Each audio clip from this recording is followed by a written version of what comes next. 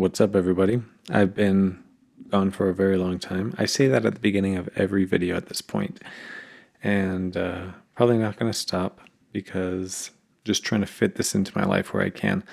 I've spent like the last few months at the Transformers convention in Las Vegas, and boy, are my arms tires. That was stupid. I'm sorry I did that. Uh, okay. So I haven't. This is a different setup. I'm trying to find something that's easier to replicate because I currently don't really have enough.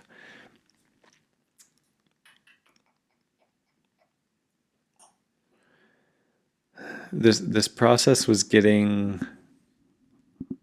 starting to become so much, even though I wasn't putting out that much content. It was just like I'm a little bit of a perfectionist, and like I have this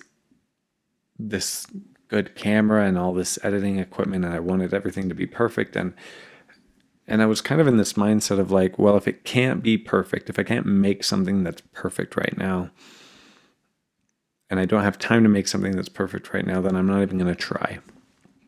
And I've kind of noticed that that's a reoccurring theme in my life. A very stupid example is I'm kind of a finance nerd, and so I was putting off like maxing out a Roth IRA. No, this is so nerdy. I'm sorry that I'm even saying this, but I was putting off contributing to a Roth IRA because I couldn't max it out.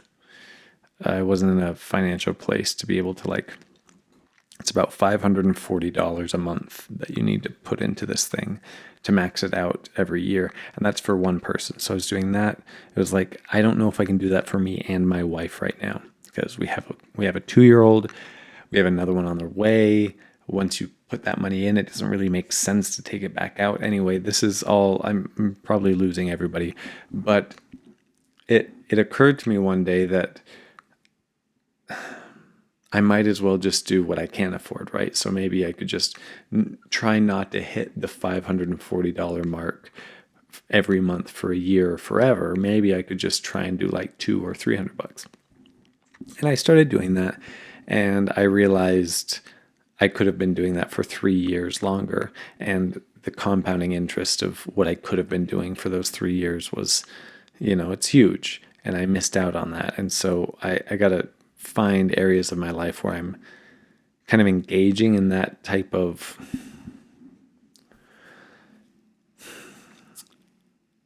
unuseful behavior, I guess you would say. And this is another one, right? I made this process so complicated. I was so worried about lighting.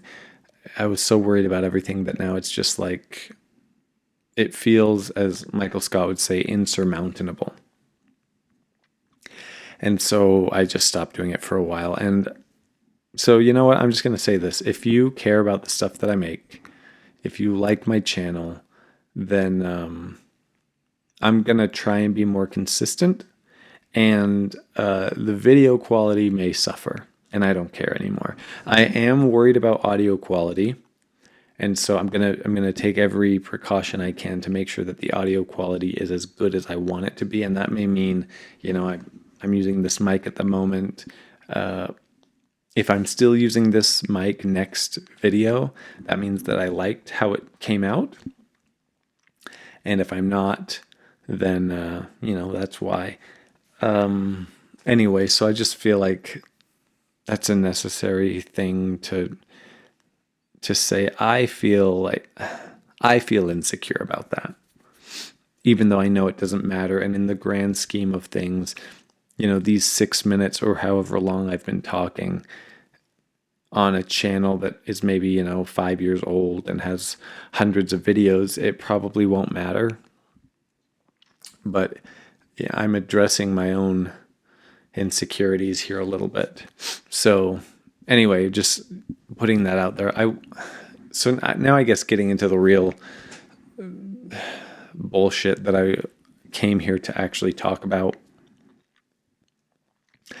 There's this really cool tool that you can use to diagnose which part of your life needs the most work.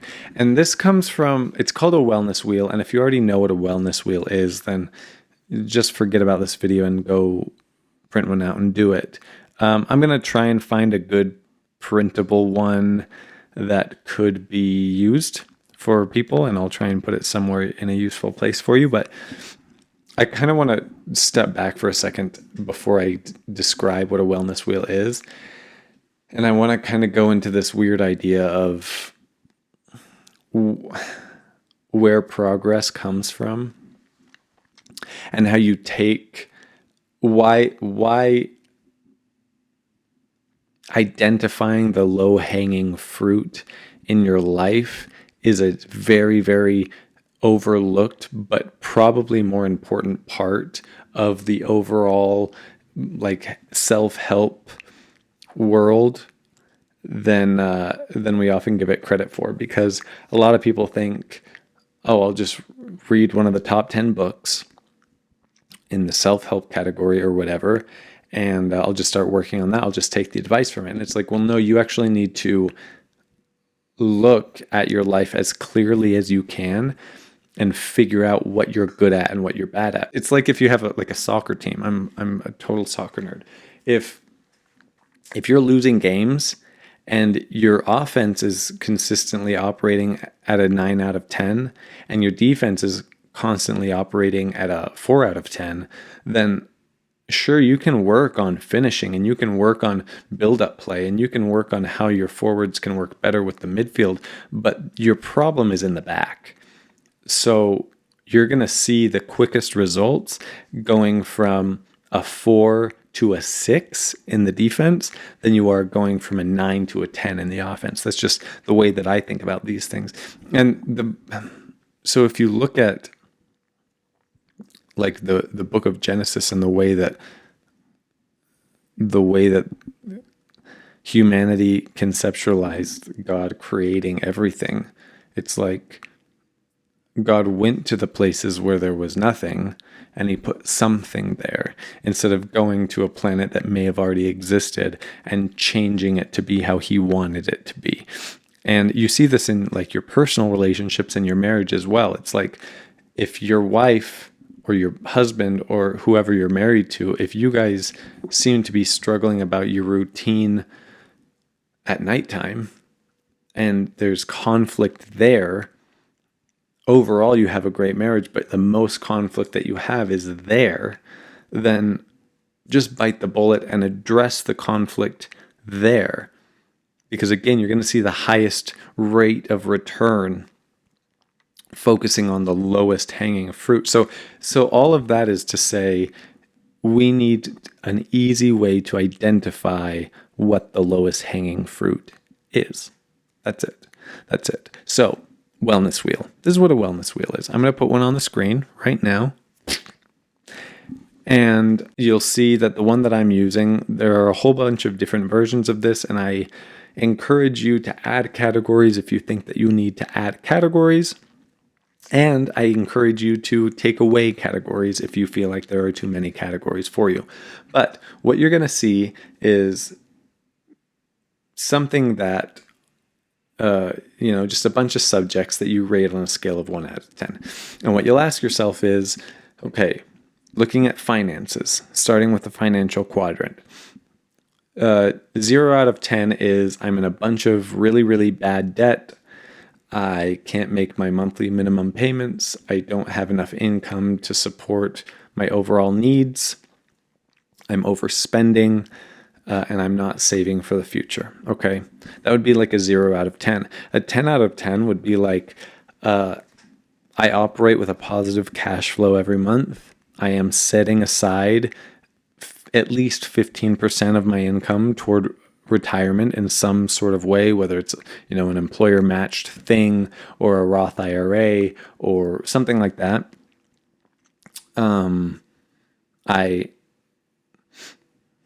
What else? I just kind of had a mini brain fog, but I'm going to come through this.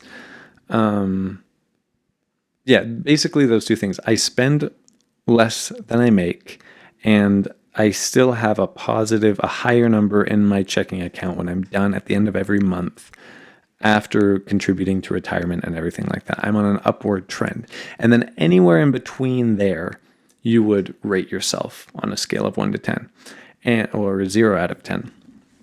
And then you move on to, in the case that I'm going right now, going clockwise on the one on your screen, the next one is spiritual. Now, I think that spiritual and emotional are the same. I can't think of a productive, distinguishing quality between my spiritual life and my emotional life. And so I put those together, but you may have a reason why you want to keep them separate. And so you ask yourself those questions, right? And you work through it. You say, on a scale of 1 to 10, how connected am I to the world around me? How connected am I to the people who I love? Do I feel like my life is culminating towards something? Do I have a direction that I'm heading toward? All of that stuff. That could be spiritual or emotional or kind of both for you.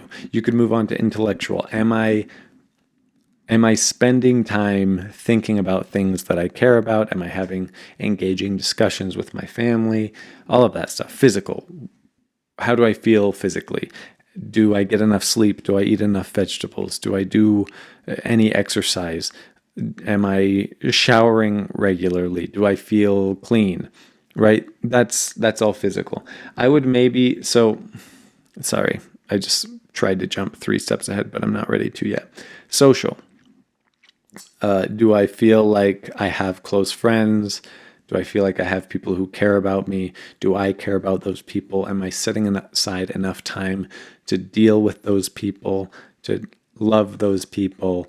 All of that. And then environmental. So are you taking care of the dishes, the laundry?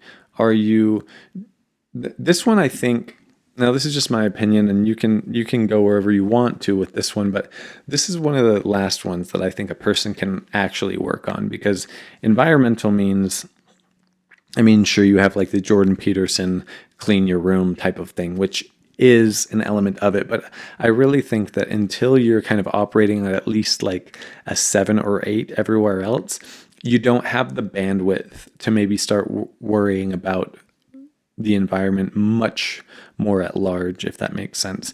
The easiest example is, and this is, I'm stretching here and it doesn't necessarily apply to what I'm talking about at the moment, but the example that comes to mind is, okay, you have a very poor person living in the middle of South America.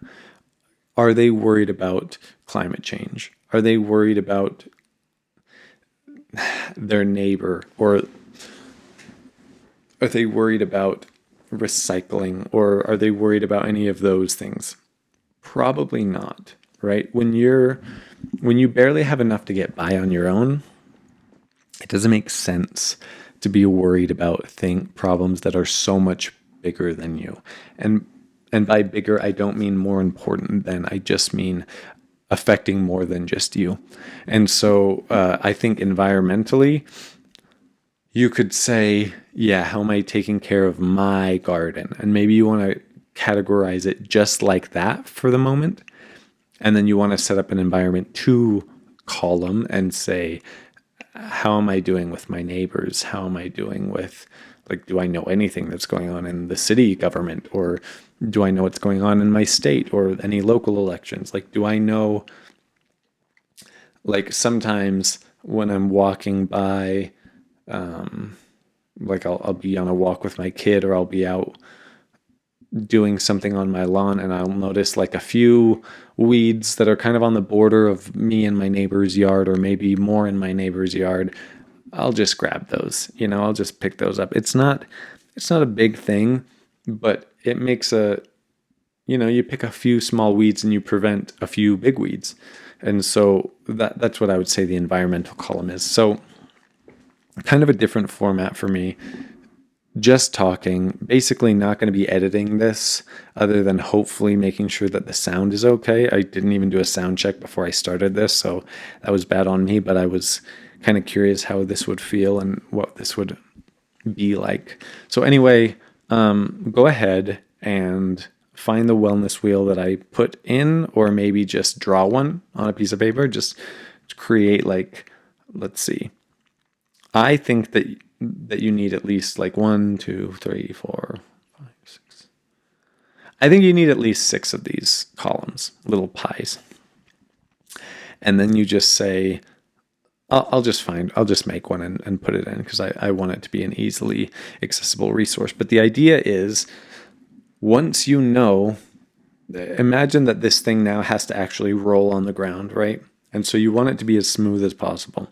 If you have one thing that's at like a 3, then that's going to really disrupt the way that your life flows. And so my recommendation, based on just everything that we've talked about so far, is let everything else that you're doing in your life operate exactly how it's going, but set a few goals that are either daily or weekly. Financial goals are kind of monthly. You could have fitness or health goals that are daily, right? So it depends on the type of thing that you're trying to attack, what the term of your goal is going to be. But I would suggest that if you are looking at your life, feeling that there is something missing, and would like to be able to put your finger on it, this is a very effective method. And so with that, I leave all of you. If this is a good type of content, I'm expecting like 7 views. So this is more just me getting the reps in and practicing doing this again.